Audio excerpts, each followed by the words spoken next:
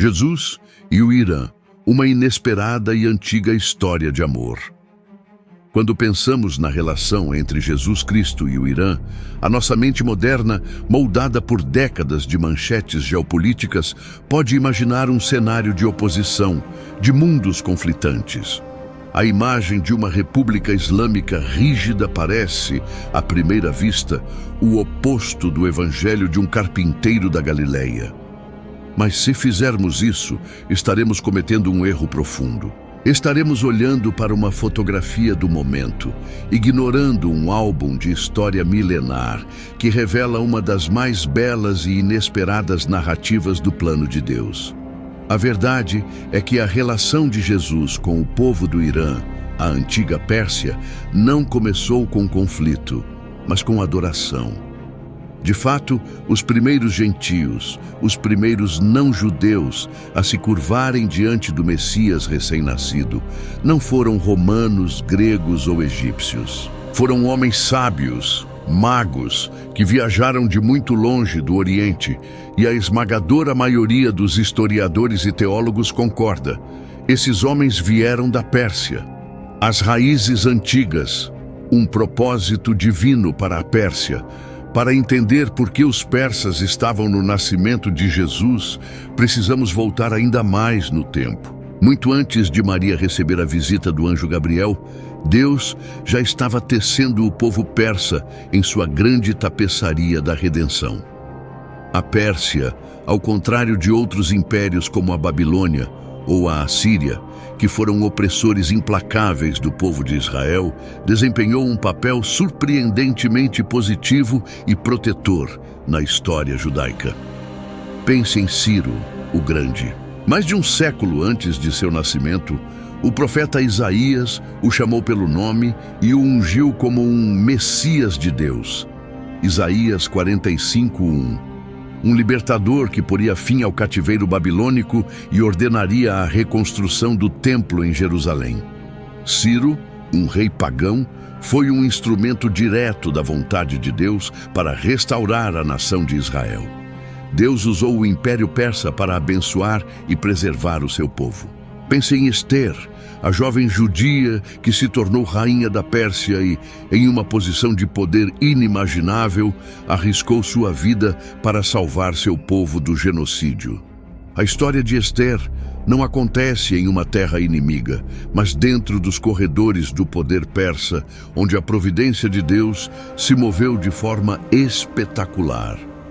Pense em Daniel, que após a queda da Babilônia, serviu com distinção na corte dos reis persas. Foi na Pérsia que ele recebeu algumas de suas mais importantes visões proféticas, incluindo as profecias das 70 semanas, que apontavam com precisão matemática para a vinda do Messias.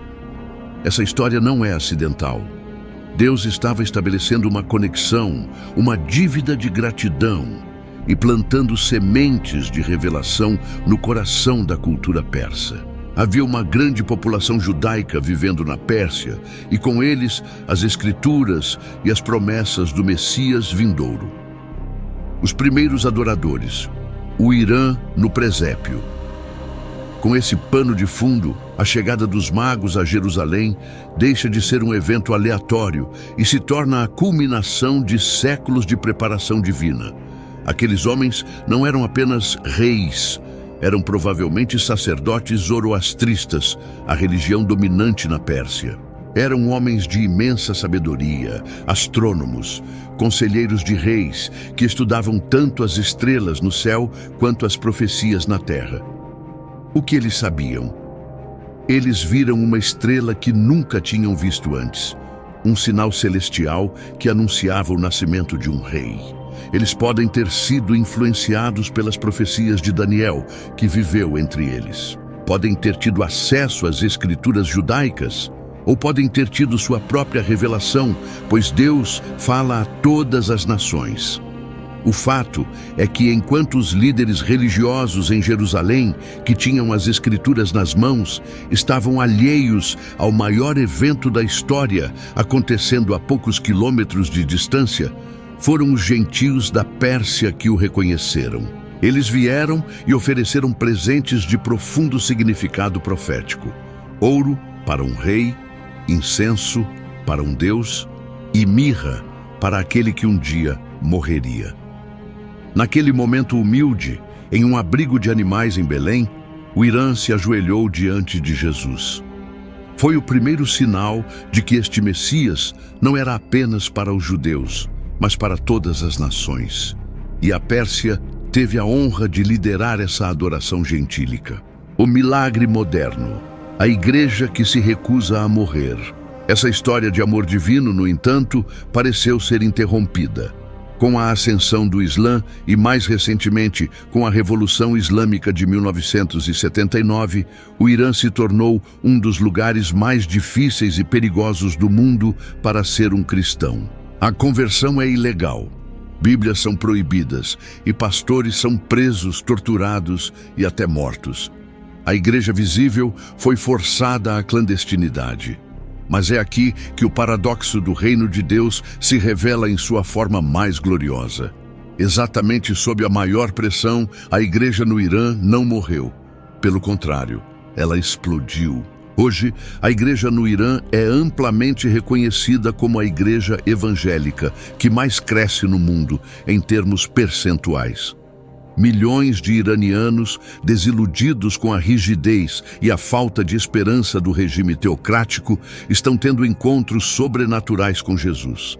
Relatos de sonhos e visões de Cristo são extraordinariamente comuns, muitas vezes levando a conversões em massa dentro das famílias. Em segredo, em igrejas domésticas que se reúnem em salas de estar, a adoração que começou com os magos continua com uma paixão e um fervor que envergonham grande parte do cristianismo ocidental. São cristãos que arriscam tudo, sua liberdade, suas propriedades, suas próprias vidas, para seguir a Cristo. E mais uma vez, a Bíblia parece ter antecipado este momento. Em Jeremias 49:39, Deus faz uma promessa surpreendente sobre Elão, uma região da antiga Pérsia. Mas nos últimos dias restaurarei a sorte de Elão, diz o Senhor. Muitos veem o avivamento explosivo de hoje como o cumprimento literal desta antiga promessa. A relação entre Jesus e o Irã é, portanto, uma história épica. Começou com a Pérsia sendo usada por Deus para libertar seu povo. Continuou com os sábios da Pérsia sendo os primeiros gentios a adorar o rei recém-nascido. E hoje culmina no milagre de uma igreja subterrânea que floresce no fogo da perseguição, provando que nenhum regime ou ideologia pode extinguir a luz de Cristo. Deus tem um amor profundo e um plano eterno para o povo do Irã, um plano que começou muito antes do que imaginamos e que está se revelando de forma espetacular diante de nossos olhos.